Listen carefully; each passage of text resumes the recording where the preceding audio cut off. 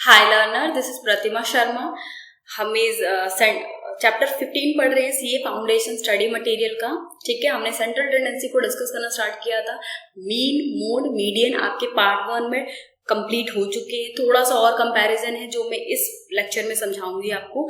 ठीक है, सो ये आपको चार्ट में ये भी हो चुका है आपका अर्थमेटिक मीन, इसकी प्रॉपर्टी, वेटेड मीन पढ़ चुके हैं, मीडियन की प्रॉपर्टी एंड मोड की प्रॉपर्टी भी पढ़ चुके हैं। अब हमारा दो पार्ट बचता है, geometric mean and harmonic mean.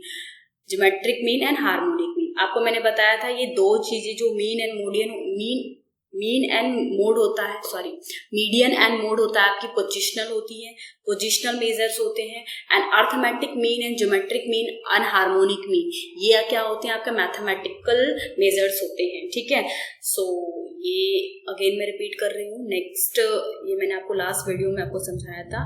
उसके बाद ये वाला पार्टीशन वैल्यू, पोजिशनल मीन क्या है, ये अदर पोजिशनल मीन की कैटेगरी में आ जाता है। ये डिसाइल, क्वार्टाइल एंड परसेंटाइल।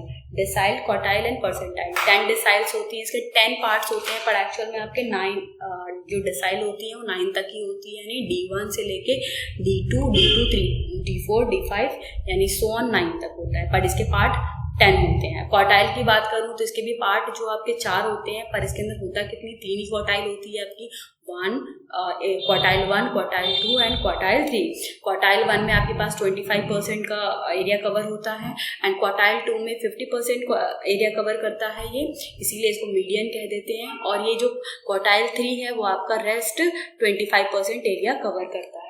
ये एक एम्पिरिकल रिलेशन है इसके बीच में जो मैं लिख रही हूँ, यानी अगर मैं 25 परसेंटाइल की बात करूँ तो ये Q1 की वैल्यू के बराबर होगा, और P 50 की बात करूँ यानी परसेंटाइल 50 की बात करूँ तो ये Q2 के बराबर यानी क्वार्टाइल 2 के बराबर होगा, और जो इक्वल हो जाता है आपका मीडियन के। ठीक है, नेक्स्ट आता है आपके पास P75 यानी परसेंटाइल 75 की इक्वल होगा आपका Q3 के बीच में।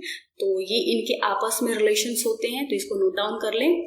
नेक्स्ट आगे हम डिस्कस करते हैं। हमारी आज की क्लास शुरू होनी थी harmonic mean, harmonic mean and geometric mean से, तो मैं आपको डायरेक्टली वहां लेके जाती हूँ। ये सारा हमने पिछली पार्ट में डिस्कस कर लिया है, इनके इम्पोर्टेंट कॉन्सेप्ट्स को। सो वेट अ सेकेंड। सो ये रहा harmonic mean and geometric mean. Geometric mean होता क्या है? ज्योमेट्रिक मीन क्या करते हैं, जितने भी आपके पास n पॉजिटिव ऑब्जर्वेशन है, अगर उसका आप nth रूट कर देते हो तो आपका क्या निकलता है, ज्योमेट्रिक मीन। सपोज आपके पास A, B, C, अगर आपके पास 3 नंबर है तो इसका आप nth रूट कर दोगे, यानी A multiply B multiply by C, और ये आपके पास टोटल नंबर कितने, यानी जो भी वैल्यू आएगी मल्टीप्लाई करके उसका क्यूब, आपका क्या आंसर निकलेगा उससे, ज्योमेट्रिक मीन। ओके, सो ज्योमेट्रिक मीन की प्रॉपर्टी देखें। इसकी प्रॉपर्टी कुछ खास नहीं है, पर प्रॉपर्टी से क्वेश्चन डायरेक्टली आ जाते हैं, तो आपको पता होना चाहिए। 4 प्रॉपर्टी है।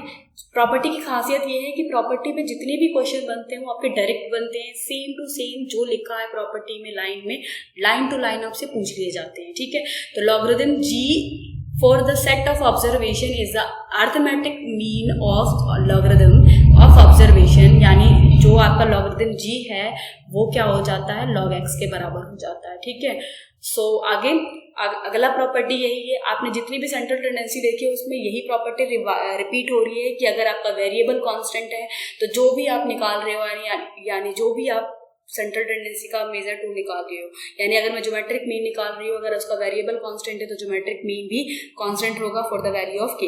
ठीक है, और अगर मैं ज्योमेट्रिक मीन का प्रोडक्ट निकाल रही हूँ सॉरी ये बीच में आ जाता है कभी कभी, इग्नोर करें इसे। फिर ज्योमेट्रिक मीन जो दो प्रोडक्ट की अगर मैं दो वेरिएबल है, अगर उसका मैं ज्योमेट्रिक मीन निकालूं यानी z की वैल्यू निकालूं यानी z की वैल्यू निकालूं, z इक्वल्स टू xy है, तो अगर x और y का भी मेरे को x का भी ज्योमेट्रिक मीन निकालना पड़ेगा और y का भी ज्योमेट्रिक मीन निकालना पड़ेगा। तो इस तरह से आपका geometric mean of the z equal होगा geometric mean x and geometric mean y के। अगर ज्योमेट्रिक मीन रेशियो की बात करूं तो geometric mean of x divided by geometric mean of y, तो आपका ये ज्योमेट्रिक मीन z के लिए रेशियो निकल जाएगा। तो ये इसकी कुछ प्रॉपर्टीज थी। नेक्स्ट हम डिस्कस करते हैं हार्मोनिक मीन। हार्मोनिक मीन होता क्या है और उसके यूजेस क्या है। ठीक है, मैं आपको लास्ट में सबके यूजेस बता दूंगी, आप उसे नोट डाउन कर लीजिएगा। किसके लिए कहाँ यूज होता है। हार्मोनिक मीन क्या होता है? हार्मोनिक मीन का सिंपल सा फॉर्मूला है कि जितने भी आपके पास नंबर दे रखे हैं यानी तो उसको ऊपर लिखेंगे काउंट करके। अगर सपोज x1 है प्लस x2 है तो ये कुछ नंबर है तो इसका भी रेसिप्रोकल होता है। हार्मोनिक मीन की डेफिनेशन यही होती है कि ये रेसिप्रोकल करता है अर्थमेटिक मीन और उसकी इंडिविजुअल वैल्यू को भी रेसिप्रोकल करता है। इसकी प्रॉपर्टी ये कहती है कि वही सेम चीज की अगर वेरिएबल कांस्टेंट है के लिए तो हार्मोनिक मीन भी कांस्टेंट हो जाएगा, ठीक है।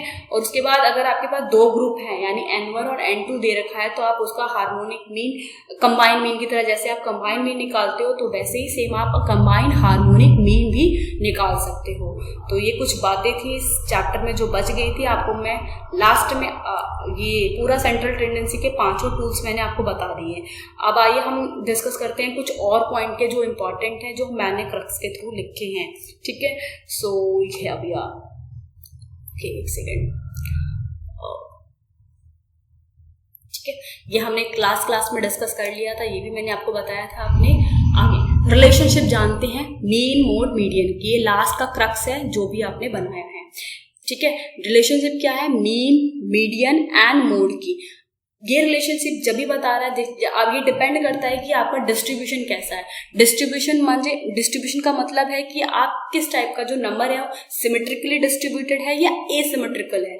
अगर सिमेट्रिकल है तो मीन मोड मीडियन आपस में इक्वल होंगे और सेम मैथमेटिकल वैल्यू भी आएगी। मतलब अगर आप सेम मैथमेटिकल वैल्यू लें और सेम मैथमेटिकल वैल्यू लिया मैंने तो ये आपस में इक्वल आएगा। ये मैंने आपको बताया। नेगेटिवली स्क्यूड में क्या होता है? मोड आपका ज्यादा होता है। नेगेटिवली स्क्यूड का कुछ इस टाइप का डायग्राम बनता है। ये पॉजिटिव है तो ये बेल शेप इधर जाती है, ठीक है। ये नेगेटिवली स्क्यूड आ जाता है। अगर मैं पॉजिटिवली स्क्यूड की बात करूं तो ये आपका बेल जो होता है कुछ इस तरह बनता है, यानी इसका वेटेज इधर ज्यादा होता है, यानी पॉजिटिवली स्क्यूड में आपका मीन ग्रेटर होता है, ठीक है। और इनका एम्पिरिकल रिलेशन क्या होता है कि मीन मोड जो है वो इक्वल होता है 3 मीडियन माइनस 2 मीन के, ठीक है। ये आपके जो स्टडी मटेरियल है उसमें भी सेम चीज गिवन है। ये मेरी बुक से मैंने आपको स्क्रीनशॉट लिया है, ठीक है। नेक्स्ट कंपैरिजन अगर मैं देखूं इनके बीच में यानी मीन मोड मीडियन के कंपैरिजन देखूं तो mean and median are certain value होती है, एक सर्टेन वैल्यू होती है, बट मोड का कोई सर्टेन वैल्यू नहीं होता है, ना ही इतना प्रिसाइज होता है, ओके। नेक्स्ट अगर मैं कैलकुलेशन की बात करूं तो जो मोड है वो आपका ज्यादा टफ होता है as compare to mean and median के, ठीक है। अगर आपको एक कंटिन्यूस सीरीज में गिवन हो तो ये मोड ज्यादा टफ हो जाता है कैलकुलेट करना। मीन जो होती है बेस कर सारे जितने भी आपके आइटम गिवन है यानी आइटम सीरीज जो गिवन है उस पर बेस्ड होता है, बट मीडियन एंड मोड वो आपके ऑल आइटम्स पर बेस्ड नहीं होता। अल्जेब्रिक ट्रीटमेंट आप करना चाहते हो तो आप वो सिर्फ मीन के हेल्प से हो सकता है, मीडियन एंड मोड के हेल्प से नहीं हो सकता। मोड जो वो अफेक्ट नहीं करता ज्यादा एक्सट्रीम वैल्यू से, और मोड को ओरिजिन और स्केल से भी फर्क नहीं पड़ता, यानी change of origin change of scale in term bar bar line में आती है प्रॉपर्टीज में। मैंने आपको बताया है कि चेंज ऑफ द ओरिजिन का मतलब है अगर आप प्लस या माइनस कर रहे हो आइटम में उससे आपका जो आप कैलकुलेशन कर रहे हो यानी मोड कैलकुलेट कर रहे हो उस पर कोई फर्क नहीं आ रहा, तो यानी मोड का फर्क चेंज ऑफ द ओरिजिन पे नहीं है। अब चेंज ऑफ द स्केल की बात करूं, स्केल में होता है मल्टीप्लाइड एंड डिवाइड। अगर आप मल्टीप्लाई डिवाइड करने से फर्क पड़ रहा है तो यानी जो आप निकाल रहे हो जो कैलकुलेट कर रहे हो वो इफेक्ट हो रहा है स्केल से। तो change of the scale and change of the origin मतलब मोड को इन दोनों से फर्क नहीं पड़ता, okay. Next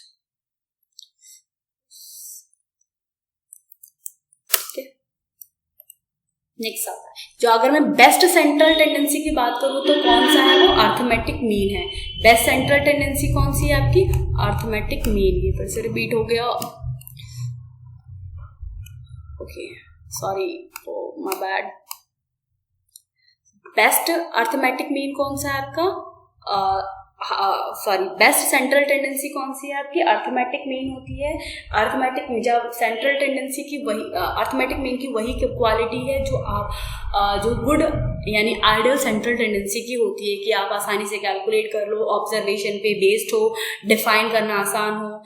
arithmetic mean, geometric mean like जो है geometric mean and harmonic mean and arithmetic mean, ये आपकी मैथमेटिकल प्रॉपर्टीज को पोजेस करती हैं, और जबकि आपका मीडियन एंड मोड है वो पोजिशनल वैल्यू को इफेक्ट करती है। अगर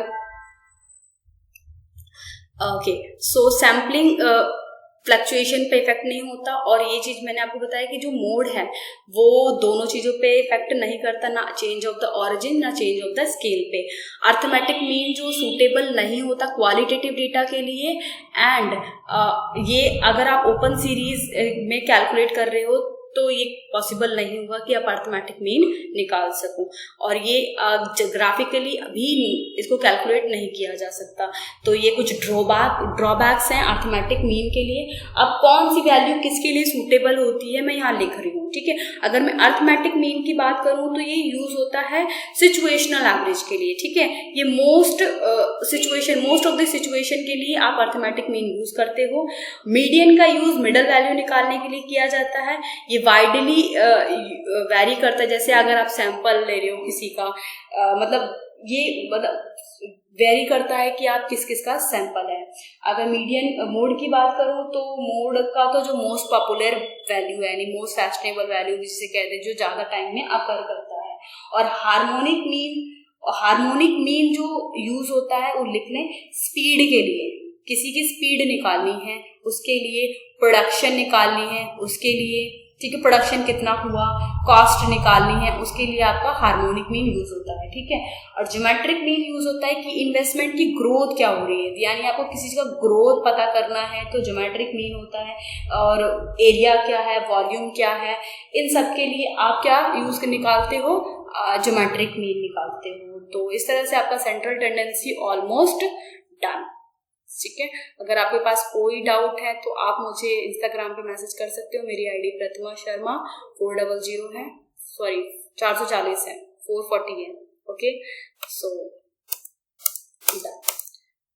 ये सारा नेक्स्ट पार्ट का है, यानी डिस्पर्जन पढ़ेंगे तो उसके लिए लिखा था मैंने, ठीक है।